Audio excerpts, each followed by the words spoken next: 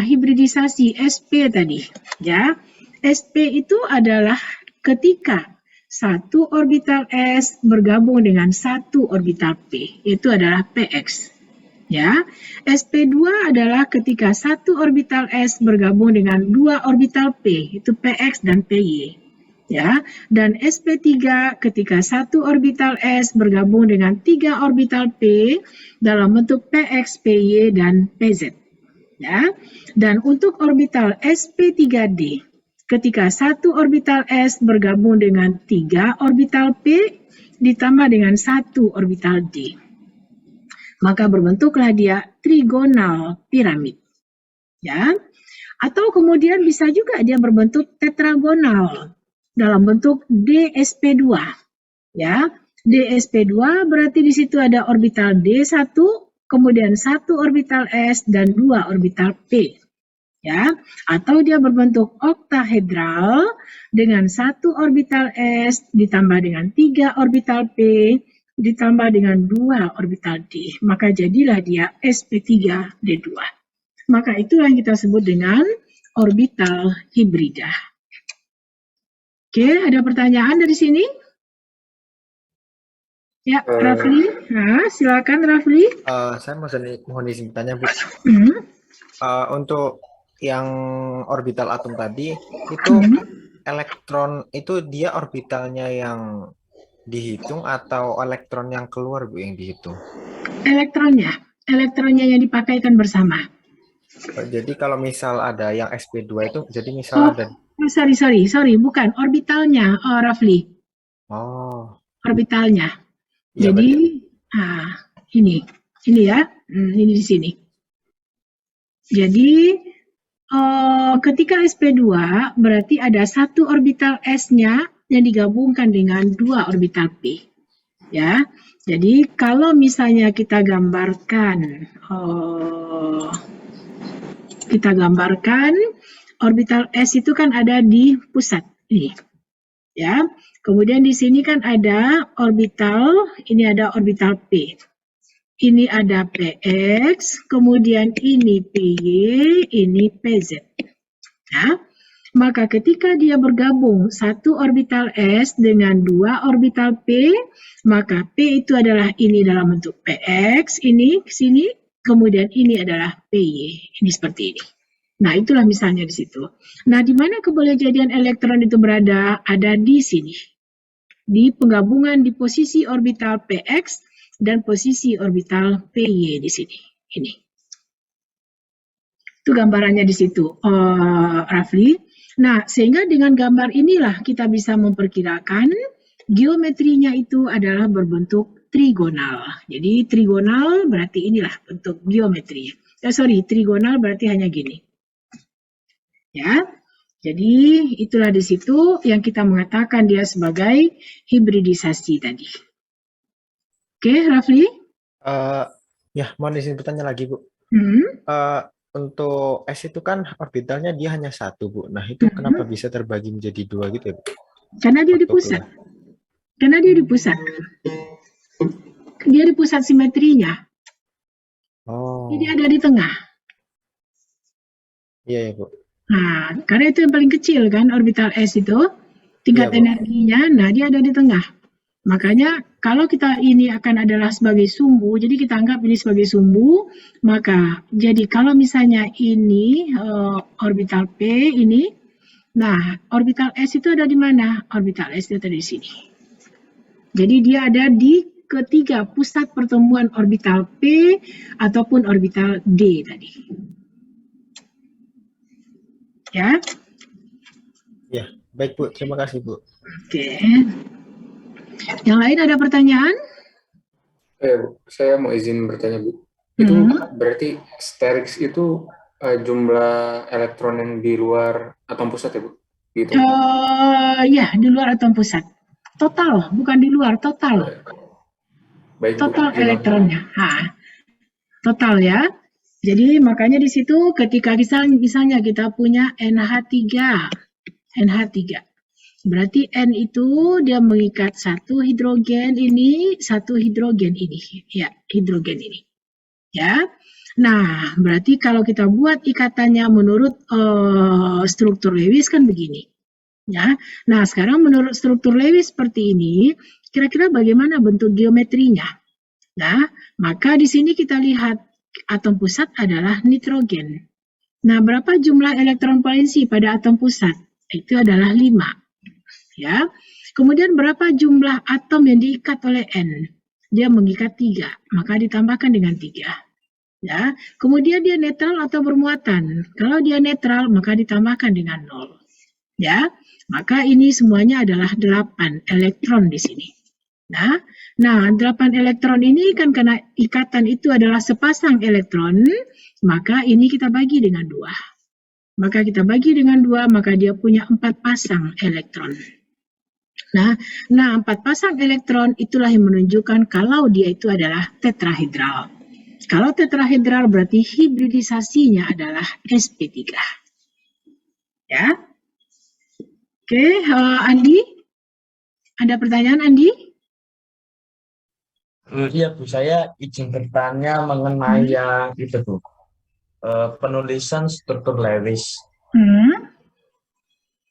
Nah, yang penulisan struktur Lewis tadi kan ada yang itu pada langkah-langkah jumlah elektron yang diperlukan itu ya Bu.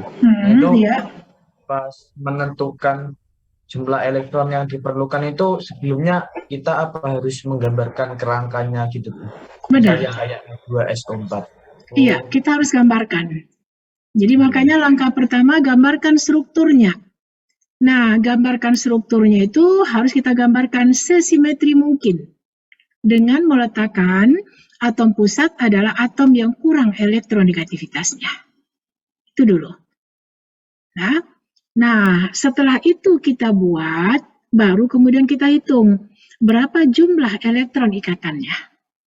Nah, berapa jumlah elektron yang diperlukan, berapa jumlah elektron yang tersedia.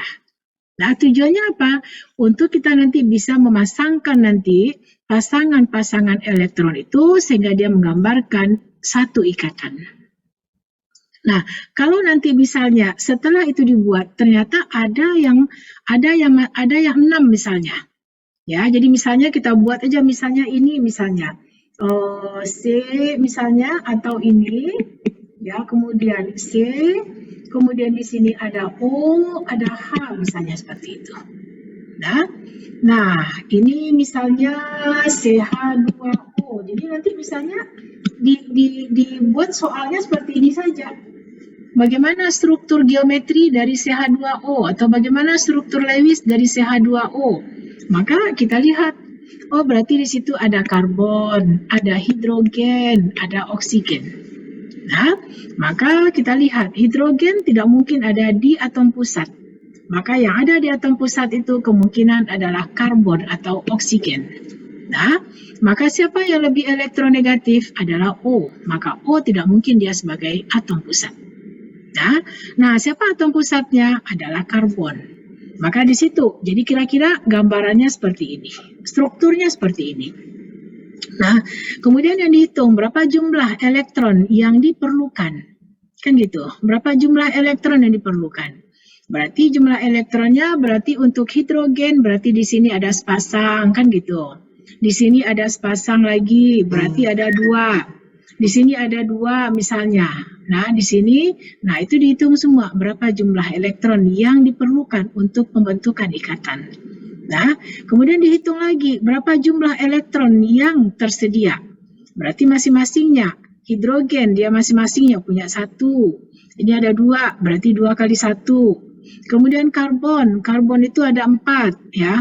Ada 4 berarti kan di sini 1 misalnya. Nah, di sini 1, di sini 1. Berarti kan ada di sini 1 misalnya. Nah, ini. Misalnya seperti ini. Kalau kita hitung lurus-lurus saja seperti itu.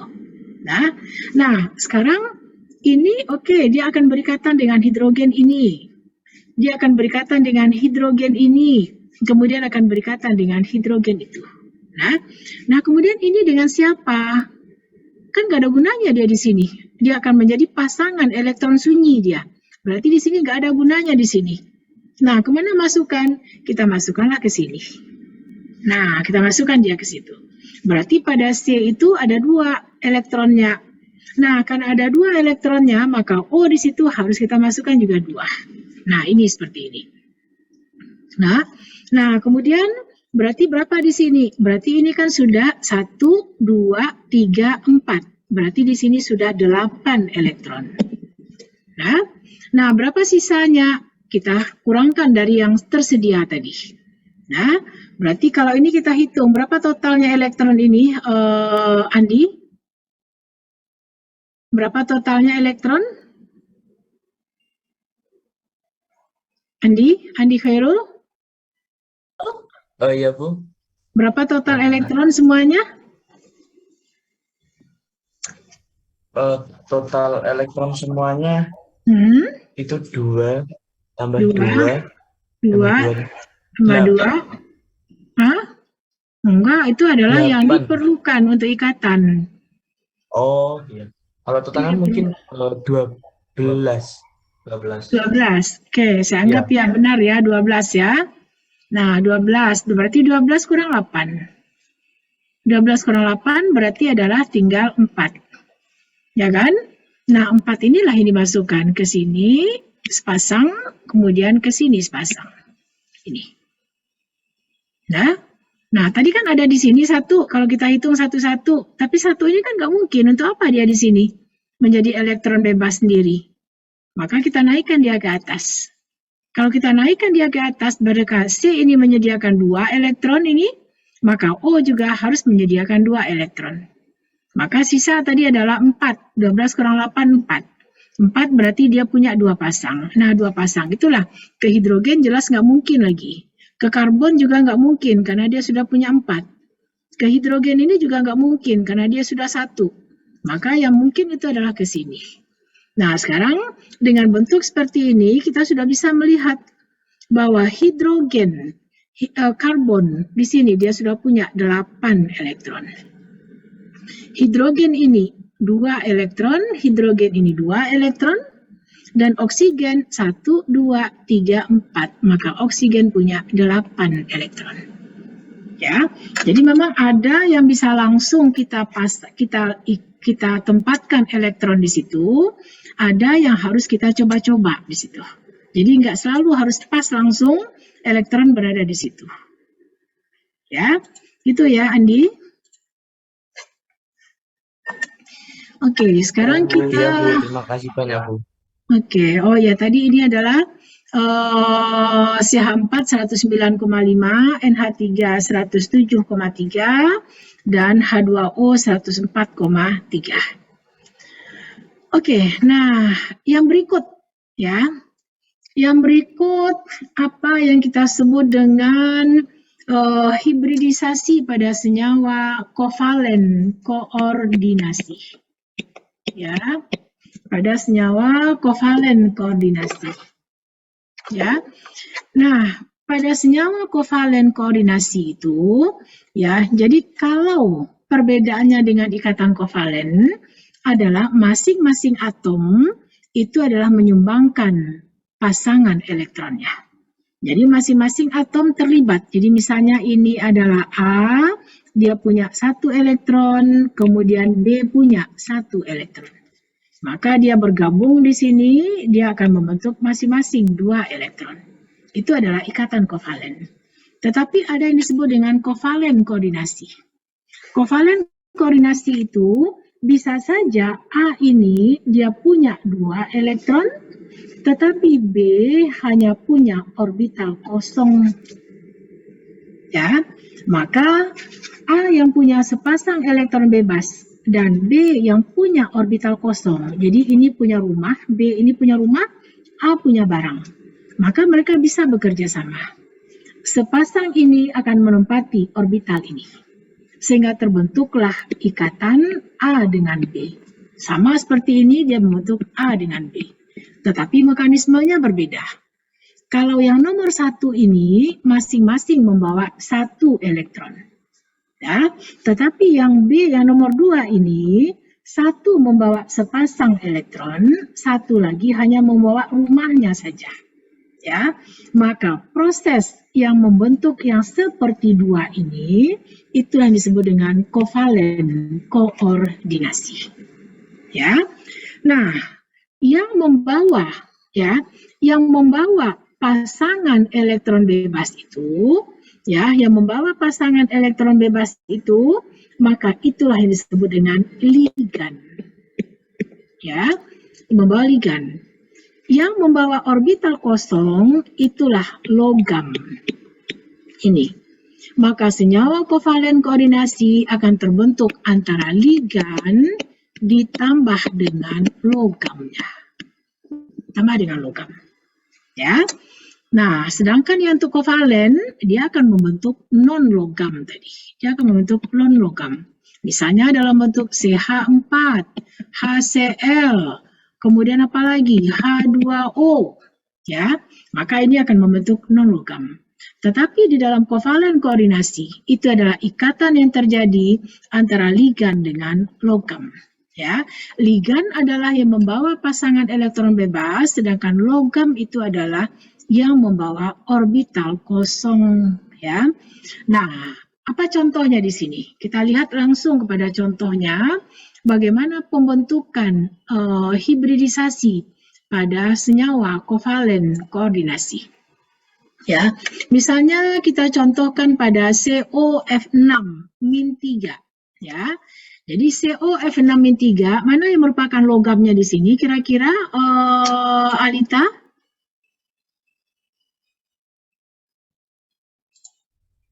Yang membawa orbital kosong di situ yang mana? Alita? Yang logam. Yang mana yang logam? Yang mana yang logam antara CO dengan F6 ini? Masa F logam? Emang F logam, F golongan berapa? Yang CO. Yang CO logam. Di mana posisinya CO itu kalau pada tabel periodik? Kalau F pada tabel periodik di mana posisinya?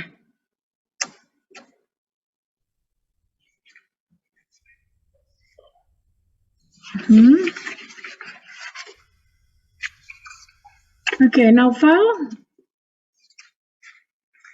tahu di mana posisinya F itu, Naufal? Naufal siapa, Bu? Ada dua. Muhammad Naufal.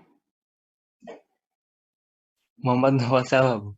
Muhammad Naufal Rafianto. Mana pakai Muhammad kedua-duanya? Oh iya, saya. Oke. Muhammad Naufal. Oke, satu Raka Ditya, satu Muhammad Naufal Rafianto. Naufal, kira-kira F itu pada tabel periodik ada pada golongan berapa? Ada golongan 3. Oke.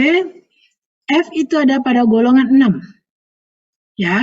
Jadi F ada pada golongan 6 sehingga kalau dia membentuk kompleks, ya. Jadi gabungan antara ligan dengan logam itu disebut dengan senyawa kompleks. Ya. Maka di sini ada F, ini F, kemudian di sini F, ini F, ini F, kemudian ini berapa ini? 3, 5, ini 6. Nah, masing-masing F ini punya sepasang elektron bebas. Ini punya sepasang, ini punya sepasang, ini juga sepasang, ini punya sepasang. Karena F itu dia punya 7 elektron. Dia punya 7 elektron. Ya. Nah, CO dia memiliki orbital kosong.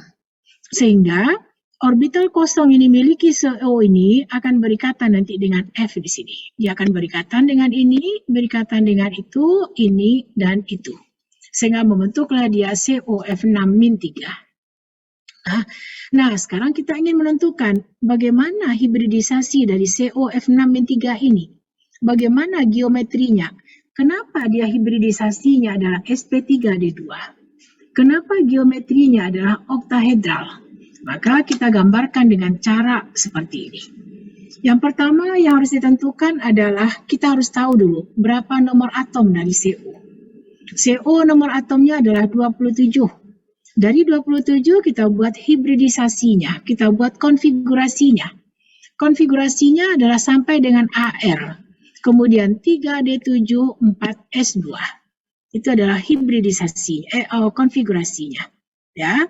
Nah, kemudian dengan bentuk yang seperti itu, 3D7 4S2, dia membentuk CO plus 3.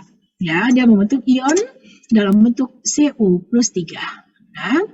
Nah, dari CO plus 3 itu, ketika dia menjadi CO plus 3, maka berarti dia membuang di situ ada 3 elektron yang dibuang. Ya, ada 3 elektron yang dibuang. Jadi 3D7 ini, kemudian 4S2. Ya, nah ini adalah ketika dia dalam bentuk 27 CO. Ketika dia menjadi CO plus 3, maka berarti ada 2 elektron yang dibuang dari 4S, kemudian 1 elektron dari 3D ini. Sehingga dia akan menjadi nantinya, itu adalah menjadi 3D6. Yang menjadi 3D6. Nah 3D6 inilah yang kita susun pada 3D ini. Maka 3D itu, ini 1, 2, 3, 4, 5. Maka ini 1, 2, 3, 4, 5, ini 6. Ini dia. Ya. Nah, kemudian setelah 3D, berarti ada orbital 4S, ada 4P, ada orbital 4D. Untuk apa kita buat ini? Orbital 4S, 4P, dan 4D ini adalah untuk menunjukkan berapa, untuk menempatkan di situ jumlah daripada ligan yang dia ikat. Ya, ligan yang diikat di sini ini ada 6. Ya, ini ada 6, maka 6 kita masukkan ke sini. 1, 2, 3, 4, 5, 6. Ya, sehingga menjadilah dia di sini gabungan itu terjadi antara satu orbital 4S ini ditambah dengan 3 orbital 4P ditambah dengan 2 orbital 3, 4D ini. Ya, sehingga ketika ini bergabung maka terbentuklah S-nya 1, P-nya 3, dan D-nya 2. Maka hibridisasinya adalah sp3d2. Nah, sp3d2 ini bentuk geometrinya adalah oktahedral. Ya. Nah, sekarang kita lihat di sini. Ya, di sini ada 4 elektron yang tidak berpasangan. Ya, ada 4 elektron yang tidak berpasangan. Maka 4 elektron yang tidak berpasangan ini, karena F ini adalah merupakan ligan lemah, maka dia akan membiarkan elektron untuk tetap tidak berpasangan. Ya, sehingga elektron lain harus ditempatkan pada orbital yang baru. Nah, jadi ligan itu dapat kita bagi 2.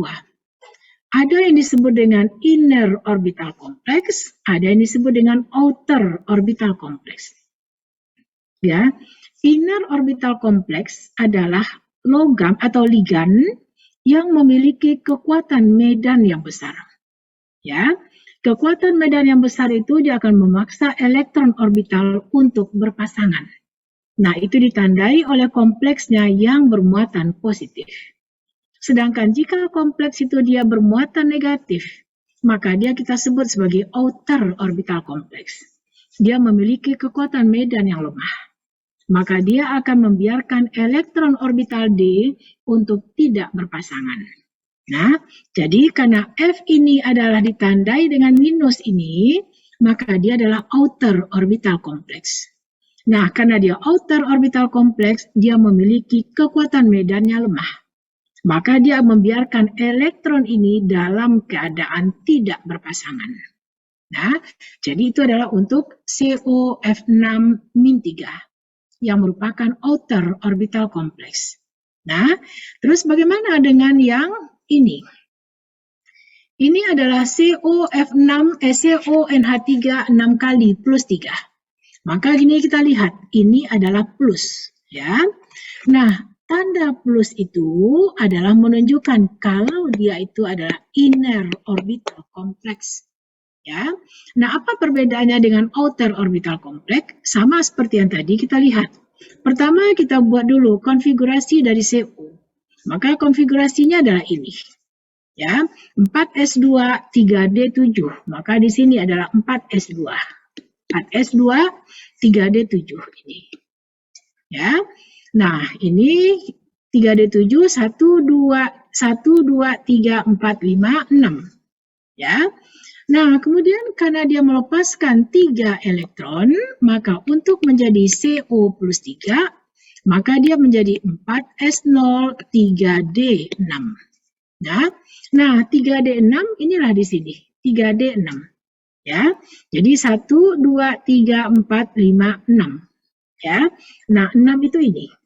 Ya. Ini dia yang 6 tadi ini. Ya. Nah, karena dia adalah merupakan inner orbital complex, maka yang tadinya ini satu-satu, ini disuruh berpasangan. Ini supaya berpasangan dengan itu. Dan ini supaya berpasangan dengan ini. Maka terbentuklah di situ yang baru, ini yang sepasang tadi, ini sepasang yang tadi. Nah, sehingga pada orbital 3D itu ada 2 orbital yang tidak diisi oleh elektron dari konfigurasi elektronnya tadi. Nah, inilah yang kemudian ini 3D, ini 4S, ini 4P. Inilah yang digunakan untuk memasukkan 6 pasang ligan tadi. Ya, ini yang pertama, ini yang kedua, ini yang ketiga, keempat, kelima, keenam. Nah, sehingga dengan bentuk yang seperti ini, kita melihat yang bergabung itu adalah orbital D-nya itu 2, ini orbital S itu 1, dan orbital P itu 3. Maka terbentuklah dia hibridisasinya D2sp3. Nah, di mana D2sp3 itu adalah bentuknya oktahedral. Nah, inilah yang kita sebut dengan hibridisasi dari ikatan kovalen, senyawa kovalen koordinasi. Ya. Oke, ada pertanyaan di sini?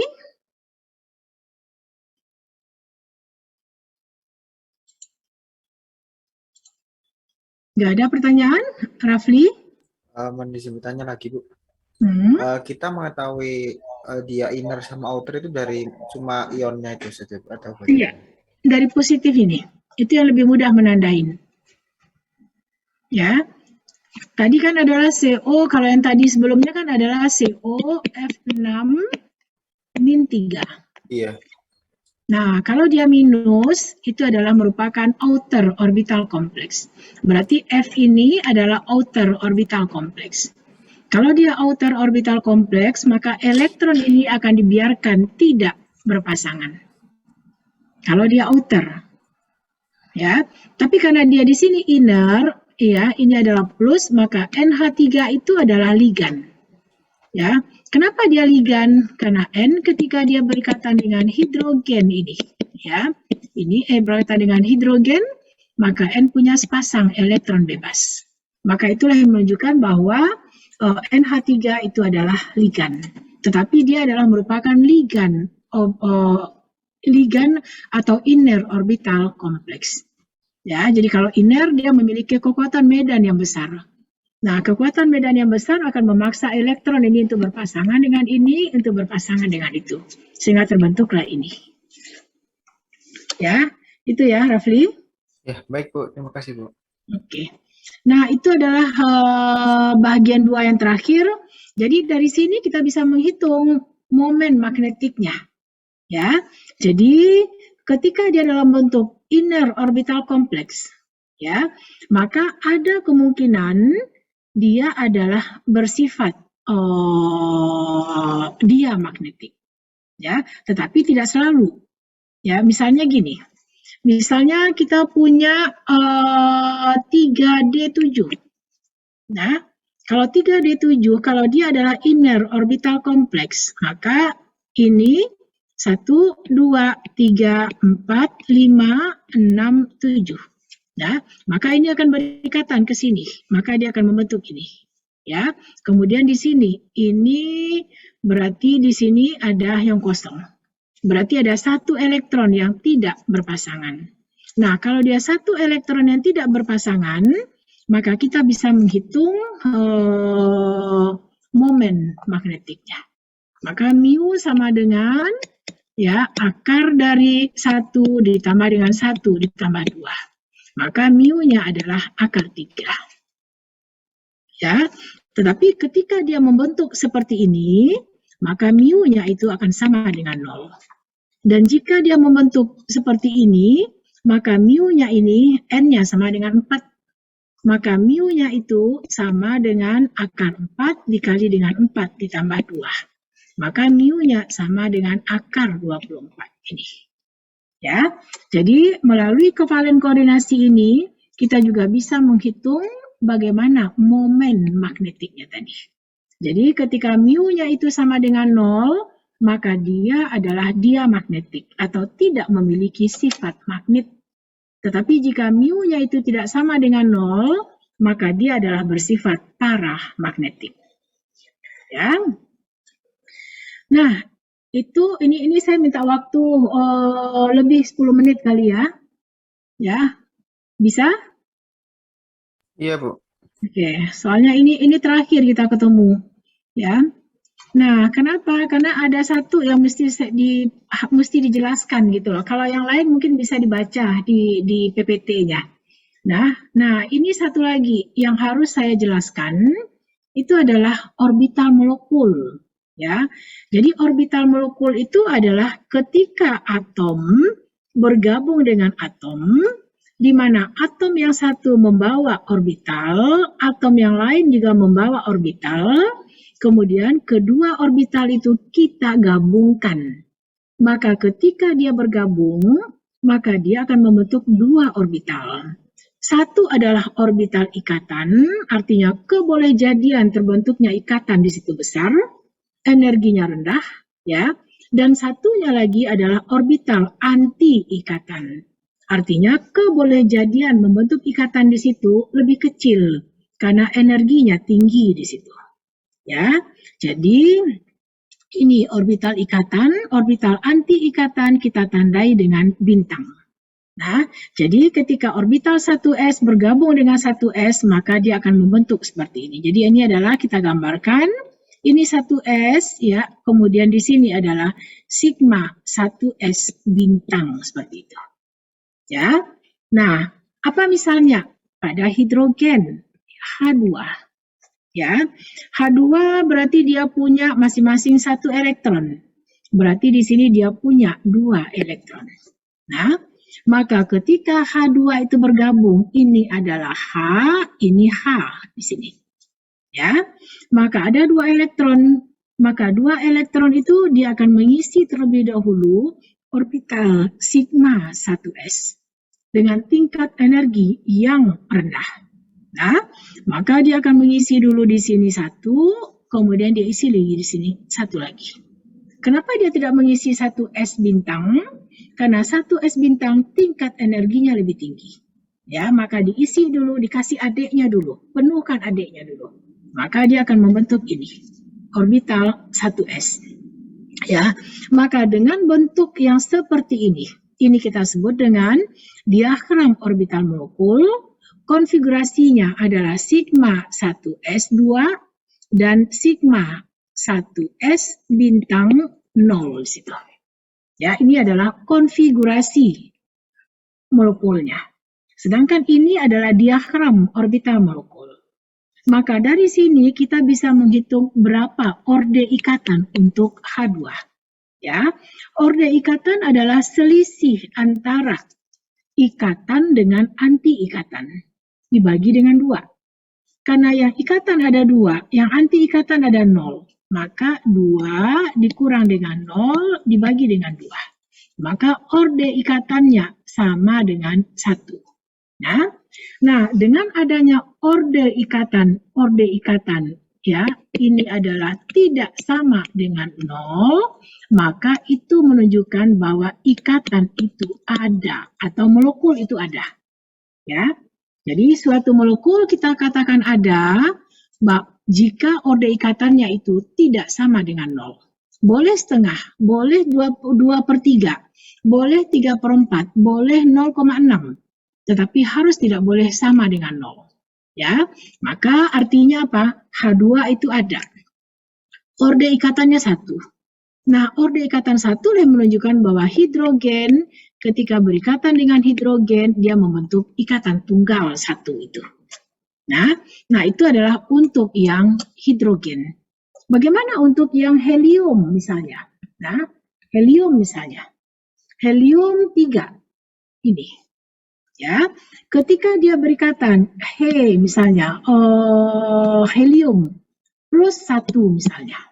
Ya, atau helium saja. Kalau helium saja. Berarti helium saja, berarti dia ada berapa elektronnya kalau helium? Nomor atom helium? Helium itu ada 2. Maka jika dikalikan dengan 2, berarti dia punya 4 elektron. Kalau 4 berarti di sini 2, tambah di sini 2. Ya, maka berarti di sini orde ikatannya adalah 2 dikurang 2 dibagi dengan 0. Maka sama dengan 0. Makanya helium 2 ini, ini adalah tidak ada molekulnya. Ya. Nah, berdasarkan kepada orbital atom 1s ini, maka kita bisa melanjutkan ini untuk 1s, kemudian kita lanjutkan dengan 2s. Ya, dengan 2s maka berarti ini juga adalah sigma 2s, ini sigma bintang 2s. Nah, dan kita lanjutkan dengan orbital 2p.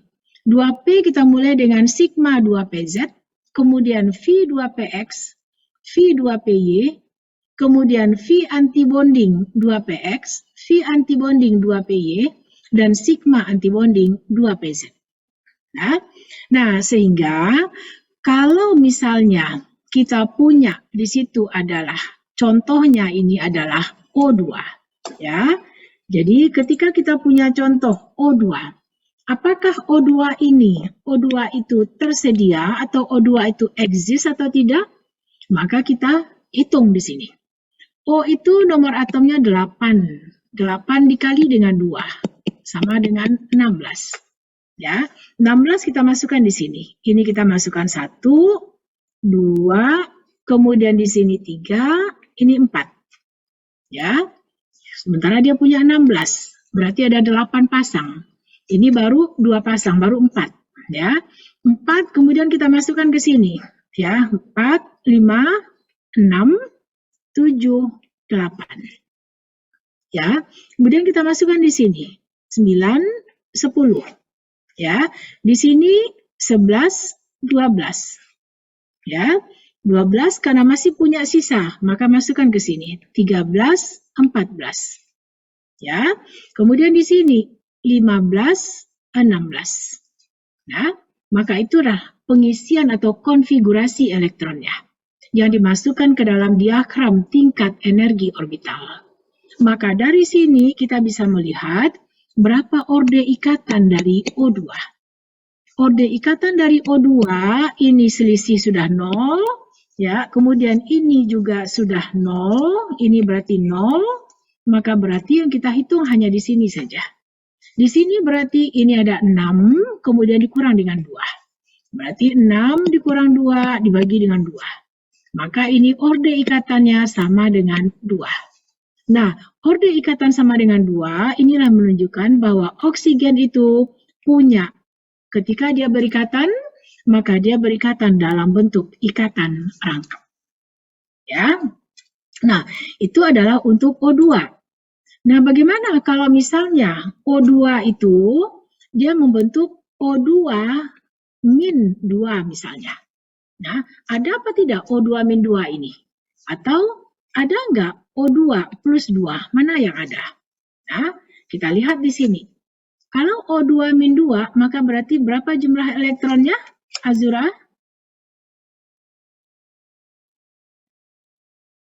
Ada?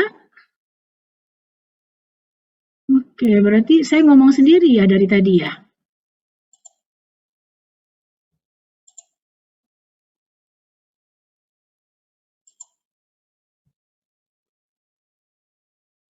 Calvin?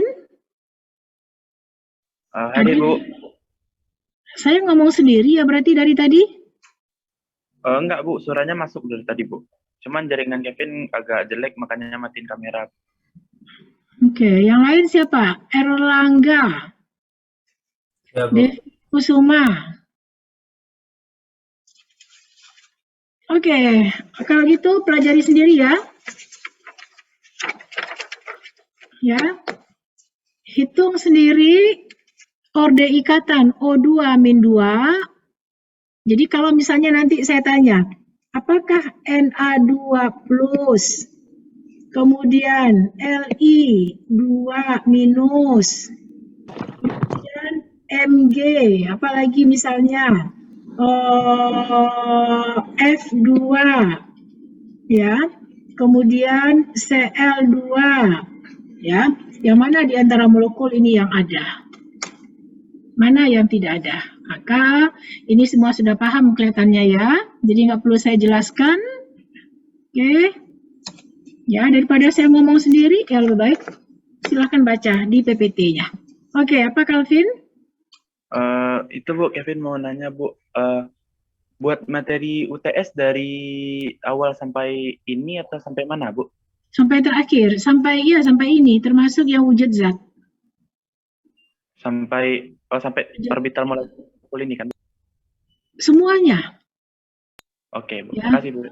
Semuanya, yang saya kirim PPT-nya itu semua masuk di dalamnya itu. Termasuk wujud zat yang kemarin juga saya kasih, itu juga masuk semua yang untuk materi ujian. Ya. Dan yang lain-lain yang lengkap kita bahas, maka itu tetap itu juga masuk. Oke, kasih banyak Bu. Oke, kemudian ini juga saya umumkan. Jadi hari Rabu itu kan praktikum ya.